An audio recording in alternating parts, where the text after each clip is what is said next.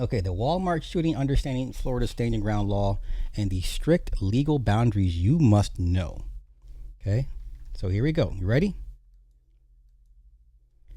Let's see. In that incident, a verbal argument over a parking space escalated until 62-year-old Bart, the man, followed a woman around a vehicle. The woman pulled a firearm, shot him, and immediately waited on the scene for the Broward County Sheriff's. Claiming self-defense, she was detained but has not been criminally charged while the state attorney reviews the footage. The situation has left thousands of Florida residents confused about where a verbal argument ends and legal self-defense begins. Florida Stand Your Ground law, Florida Statute 776.01.012, is heavily misunderstood and treating it like a blanket license to shoot during a dispute is a fast track to a life sentence. Here's your breakdown of how Florida's Stand Your Ground law actually operates, the strict legal boundaries you must know, and how the law handles a parking lot crisis. Under Florida Statute 776.012, a person who is not engaged in unlawful activity and is attacked in any place where they have a right to be has no duty to retreat. You are legally permitted to stand your ground and meet force with force, including deadly force. This completely eliminates the old common law requirement that forced individuals to try to run away or escape a threat before resorting to defensive action. You cannot use deadly force just because someone is yelling, cursing, or making you uncomfortable. The law strictly requires a reasonable belief that deadly force is necessary to prevent imminent death or great bodily harm, or to prevent a forcible felony.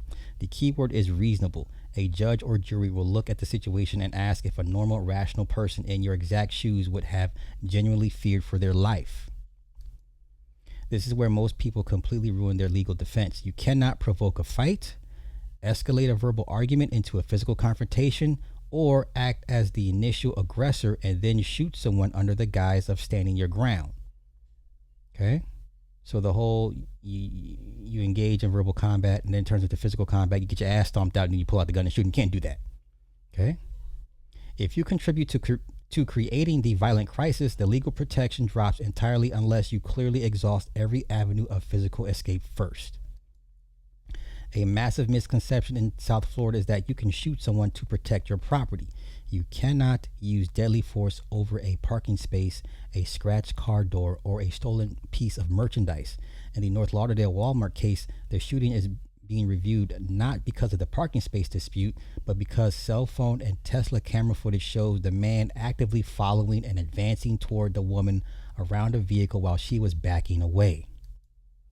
Florida's law is unique because it offers criminal immunity, not just a defense at trial. If your attorney files a stand your ground motion, a special pretrial hearing is triggered. The legal burden of proof does not fall on you to prove you are innocent. Instead, the state of Florida bears the burden to prove by clear and convincing evidence that your use of force was not justified. If the state fails, the judge dismisses the charges before a trial even starts. Okay? So if you ever find yourself in Florida and you have a firearm and you get into a situation, first things first is stop the threat. Cease using force. That exact millisecond, the active threat stops advancing. Call 911 immediately. Report the incident. Request medical aid and explicitly state you were attacked. Next, secure the weapon. Do not hold the firearm when police arrive. Place it down safely. Cooperate with boundaries. Give identifiers. Stay on scene. But clearly state, I want to fully cooperate, but I will not give a formal statement until my attorney is present. And there it is. Okay? All right.